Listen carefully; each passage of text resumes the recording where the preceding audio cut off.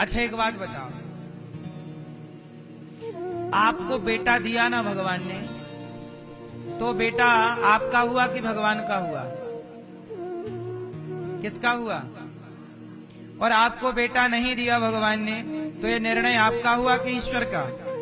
इसलिए ईश्वर के हर निर्णय में यदि आप प्रसन्न हैं तो कोई समस्या नहीं है। समस्या तब है जब आप अपनी उंगली घुसाते हो कि नहीं जी भगवान की इच्छा नहीं, मेरी इच्छा, मैं क्या चाहती हूं वो लाओ। नहीं, अब मैं एक उदाहरण से समझाता हूं आपको। एक बात बताओ,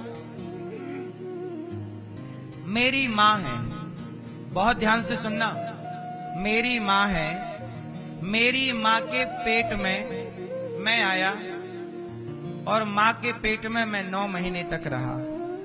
फिर 9 महीने बाद मैं मां के पेट से बाहर आया और बाहर आने के बाद मैंने मां का दूध पिया, मां ने मुझे पाला पोसा। लेकिन एक बात बताओ कि आज यहां बैठकर अनिरुद्धाचार्य अपनी मां की सेवा ज्यादा कर रहा है कि समाज की सेवा ज्यादा कर रहा है? बोलो जोर से, जोर से। समाज की। भगवान ने मेरी मां को, ध्यान से सुनना इस लाइन को, भगवान ने मेरी मां को जो बेटा दिया वो मां के लिए नहीं दिया, समाज के लिए दिया। इसलिए दास समाज के काम आ रहा है। 300 माताएं यहां हैं, 30,000 भक्त भोजन करते हैं। अच्छा एक बात बताओ, मैं जिस दिन मां के पेट में आया तो आज यहां बैठकर आपको कथा सुनाऊंगा। इस शरीर से भगवान ये सारे काम कराएंगे। ये उसी दिन तय हुआ होगा कि नहीं जब मैं मां के पेट में आया होऊंगा? बोलो। इसका मतलब ये है कि तुम्हारे बेटे से भगवान को कुछ कराना होता है तो तुम्हें बेटा दे देते हैं, कुछ नहीं कराना होता तो भगवान नहीं देते। इसलिए दे रहे हैं तो उनको कुछ कराना, नहीं दे रहे हैं तो उन्हें नहीं कराना। तो वो इच्छा आपकी और मेरी नहीं है। मैं अपनी इच्छा से यहां नहीं बैठा और मैं अपनी इच्छा से ये कुछ नहीं कर रहा हूं। मेरे पीछे कोई शक्ति है, परमात्मा है। वो परमात्मा कृपा करते हैं तब यहाँ पर इतने सारे कार्य चल रहे हैं, वरना किसी एक व्यक्ति के बस का ये काम। अब गौरी गोपाल आश्रम में 300 माताएं हैं, 150 बच्चे यहाँ निःशुल्क पढ़ते हैं। आपकी कलश यात्रा जहाँ से आप लाए ना, वहाँ गुरुकुल है, वहाँ 150 बच्चे हैं। निःशुल्क बच्चों का रहना, खाना, पढ़ना, लिखना निःशुल्क है। आप अपने एक बच्चे को पढ़ाते हो तो कई बार फीस जमा करने के लिए पैसे नहीं होते। आपके घर पे 4 मेहमान ज्यादा आ जाएं तो बजट बिगड़ जाता है। यहाँ 30,000 लोग रोज आते हैं और सबको भरपेट, 150 बच्चे, 400 से ज्यादा गैया है, 125 से ज्यादा नंदी है। यहाँ पर हजारों संत आते भोजन करने के लिए, अखंड भोजन चल रहा है। ये क्या एक व्यक्ति, एक इंसान के बस का है? नहीं मेरी माँ, अर्जुन लड़ रहे थे महाभारत, लेकिन वो महाभारत अर्जुन के बस का नहीं था। अर्जुन के पीछे एक शक्ति थी जो कृष्ण के रूप में खड़ी थी और वो कृष्ण का साथ अर्जुन को मिलता गया और वो अर्जुन महाभारत जीतते चले गए। आप यदि जीवन में कामयाब होते चले गए तो इस बात का घमंड ना पाल लेना कि मैं सफल हो गया ना, ईश्वर ने आपसे ये काम करवाया है, उन्होंने आपको यहां तक पहुंचाया है। मोदी जी से ये सारे काम करवाने थे भगवान को, इसलिए भगवान ने उन्हें प्रधानमंत्री के पद पर बिठा दिया। भगवान को अनिरुद्धाचार्य से ये काम करवाने थे तो भगवान ने यहां बिठा दिया। अब हमारे यजमान परिवार हैं। अब देखिए ना, हमारे श्री राम किशन जी हैं और भैया श्री सत्यनारायण जी हैं। इन लोगों से ये काम करवाना था, भागवत सुनवाना था, आप लोगों तक भागवत पहुंचानी थी, आपको वृंदावन तक लाना था। इसलिए भगवान ने इनको चुना, राम श्री राम किशन जी को, सत्यनारायण जी को, मैया कमला मैया को। इनके द्वारा ये काम ईश्वर ने अपना करवा लिया। अब आप कहें कि नहीं मैंने किया, नहीं, ईश्वर ने आपसे ये काम जैसे हनुमान जी, अच्छा एक बात बताओ, संजीवनी बूटी हनुमान जी ना लाते तो लक्ष्मण जी बचते कि मर जाते?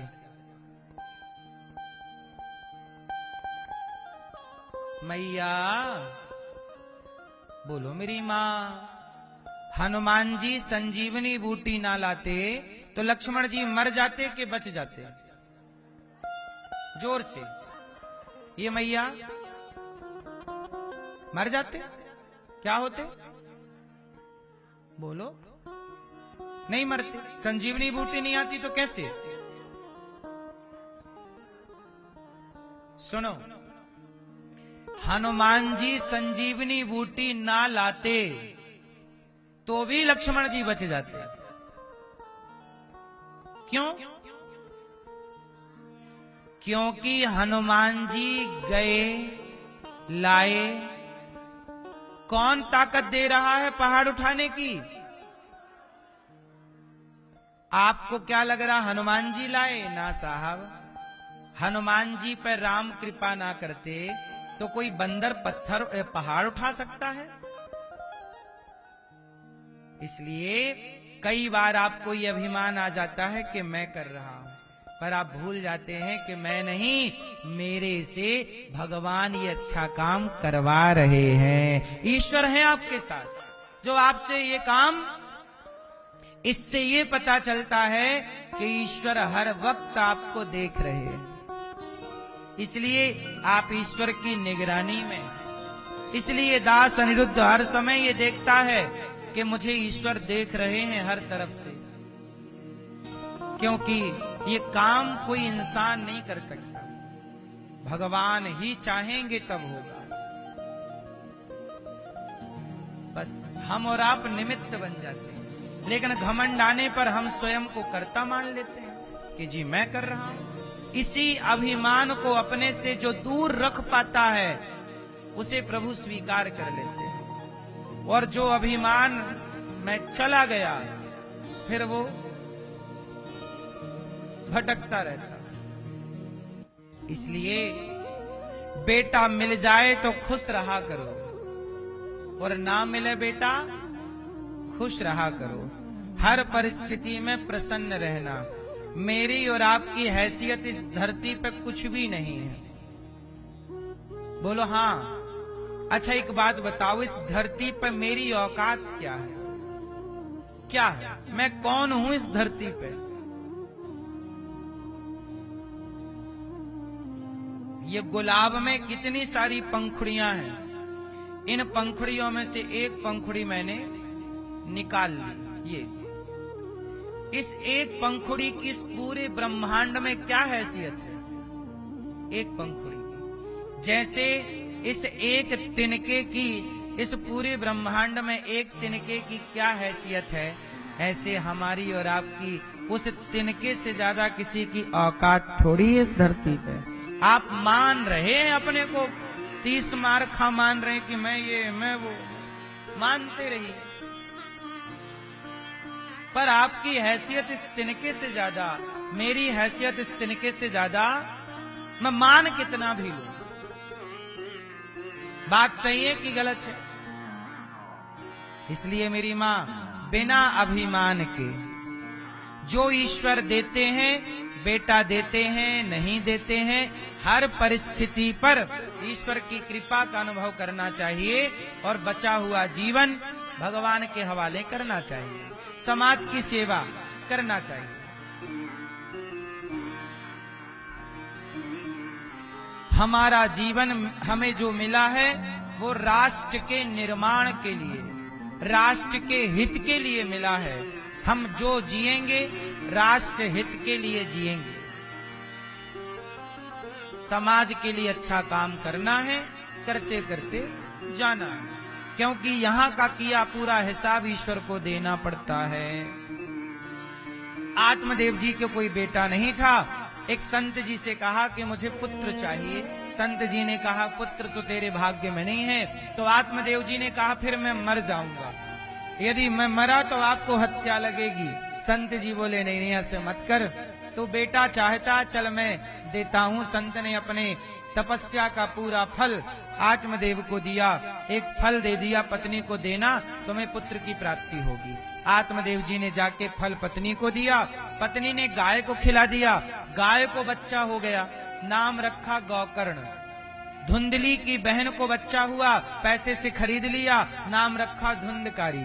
अब धुंधकारी और गाय का बच्चा हुआ गौकर्ण।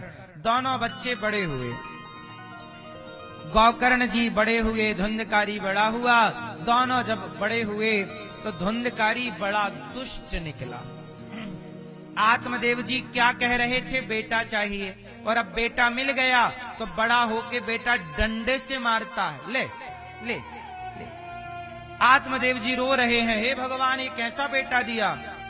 भगवान ने कहा मैंने तो दिया ही नहीं था, मुझे पता था कि तुझे पुत्र से सुख मिलने वाला नहीं है, पर तूने जिद की और मेरी बात ना मान के और तूने ले लिया। देखो एक बात बताऊं मेरी मां, ईश्वर को चैलेंज नहीं करना चाहिए। ईश्वर जो देते हैं ले लो, नहीं देते कोई बात नहीं, काम करो, पैसे कमाओ, आप अपना प्रयास करते रहो। कर्मण्येवाधिकार, तू कर्म करता चल, पर कर्म के बाद क्या मिलेगा क्या नहीं मिलेगा ये तेरे हाथ में नहीं है। सब कुछ आपके हाथ में नहीं होता ना मेरी माँ। कितने लोग काम कर रहे हैं पर सफल होंगे कि नहीं उनके हाथ में नहीं है। कितने लोग एग्जाम देते हैं, सफल होंगे कि नहीं उनके हाथ में नहीं है। इसलिए कर्म तुम्हारे हाथ में है, परिणाम ईश्वर के हाथ में। मैया शोर बहुत करने लग गई मेरी माँ, चुप रह लो मेरी माँ जरा सी देर और। वैसे अच्छी मैया हमारी, आप लोगों ने शांति का परिचय बढ़ा दिया। थोड़ा और झेल लो हमें आज। हाँ। सुन लो, ऐसा है कि देखो ईश्वर को चैलेंज नहीं करना चाहिए। यदि ईश्वर ने हमें कुछ नहीं दिया ना तो वो हमारे भले के लिए नहीं दिया। एक माँ के दो बेटे थे, एक बेटे को माँ केला खवा रही है, ले ले केला खा और दूध पी, केला दूध, और दूसरा बेटा केला खाने लगा तो एक थप्पड़ जमाया गाल में, चटाक। किसी ने कहा वाह माँ, कैसी माँ है तू, एक बेटे को केला दे रही है और दूसरा बेटा खा रहा है तो मार रही है, भेदभाव करती है माँ। कैसी माँ है, बच्चों में भेद करती है।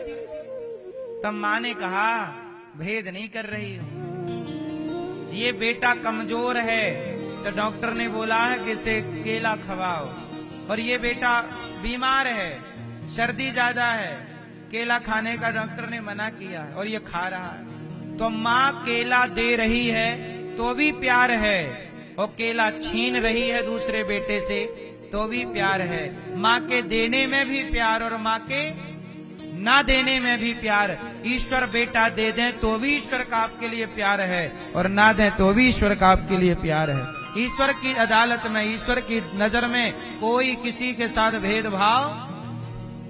भगवान आत्मदेव जी रोने लगे कि बेटा नहीं था तो मैं सुखी था, बेटा आया तो बड़े से डंडे से मार रहा है।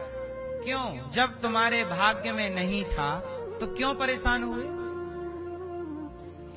जो भाग्य में ना हो मेरी मां, देखो कामयाब होने के लिए परिश्रम करो, आपकी ओर से मेहनत में कमी ना हो, लेकिन फिर भी रास्ता सीधा ही चुनना, टेढ़ा नहीं, मनमाना आचरण। उदाहरण से मैं आपको बताऊं मैं क्या समझाना चाहता हूं, अब स्पष्ट आपको हो जाएगा। अयोध्या के राजा बनेंगे राम, बोलो हाँ, पर कैकई ने ईश्वर को चैलेंज दे दिया कि नहीं, राम नहीं बनेगा, मेरा बेटा बनेगा। और कैकई ने राम को षड्यंत्र के तहत वनवास भेजा, और कैकई ने भरत के लिए रास्ता साफ कर दिया, मेरा बेटा राजा। लेकिन बताओ, कैकई ने योजना बनाई, कैकई ने षड्यंत्र रचा, लेकिन क्या उस योजना में, उस षड्यंत्र में कैकई मां पास हुई? क्या भरत राजा बने? भरत जी ने मना कर दिया, मैं राजा नहीं बनूंगा। लेकिन आपने चैलेंज दे दिया ईश्वर को। ईश्वर का विधान क्या था कि राम राजा बने, लेकिन आपने ईश्वर के विधान में उंगली घुसा दी और तिगड़म खेल लिया। क्या हुआ? कैकई माँ ने, आज तक कोई बाप अपनी बेटी का नाम कैकई नहीं रखता। क्यों रखता है? कौशल्या रखते हैं नाम। कौशल्या नाम की 1000 लड़की होगी, सुमित्रा नाम की 1000 स्त्री होगी, पर कैकई नाम कोई नहीं रखता अपनी बेटी का। कैकई का नाम भी लेना छोड़ दिया लोगों ने, क्योंकि उन्होंने ईश्वर को चैलेंज कर दिया। जो होना है वो होगा, आप कितना भी दिमाग लगाओ। इसलिए मैं ये चाहता हूं आपसे कि वहां दिमाग ना लगाओ जहां कुछ होना ही नहीं। दिमाग वहां लगाइए जो आपके लिए हितकारी हो। चैलेंज ना, जो ईश्वर ने लिखा है कहां मिटता है? लिखा किस्मत का मिटता नहीं मिटाने से। बस समय को काट लो भैया किसी बहाने से, मिटता कुछ नहीं। अवश्यमेव भोक्तव्यम कृतम कर्म शुभाशुभ। जो है वो तो भोगना पड़ेगा। दशरथ जी को भी भोगना पड़ा, श्रवण कुमार को मारे तो इनको भी तड़प तड़प के मरना पड़ा। ये तो भगवान के पिता थे, माफी मिल सकती थी। नहीं, माफ नहीं करूंगा आपको। विधि के विधान ने कहा कि आपको भले पिता हो भगवान के, पर कर्म का दंड तो भोगना है। इसलिए मेरी मां, जो ईश्वर दे रहे हैं, पति आपको मिल गया ना, काला गोरा लंबा ठिगना गरीब अमीर